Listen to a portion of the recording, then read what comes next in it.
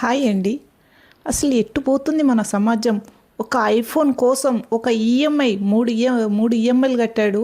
ఇంకొక ఈఎంఐ కట్టలేదు. ఫోన్ లాక్కెళ్తారని చెప్పి కొడుకు అసలుకి ఏంది అసలుకి లోయలోకి కార్నర్‌గా నిల్చొని ఈఎంఐ కడతావా లేదని తండ్రిని బ్లాక్‌మెయిల్ చేయడం. తండ్రి చెప్పడానికి వెళ్తే తనతో పాటు ఇద్దరు కలిసి లోయలో పడిపోయారు.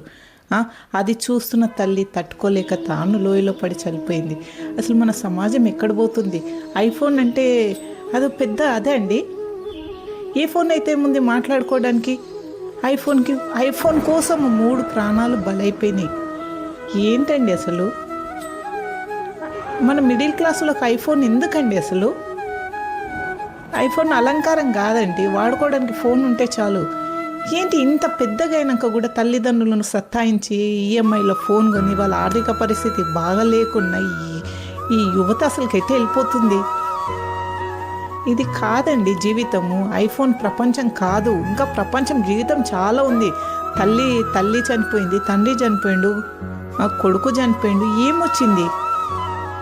నీ ఒక్కడి ఆశ కోసం ఇద్దరిని బలి చేసిన తల్లిదండ్రులని ఏం మిగిల్చే వారికి?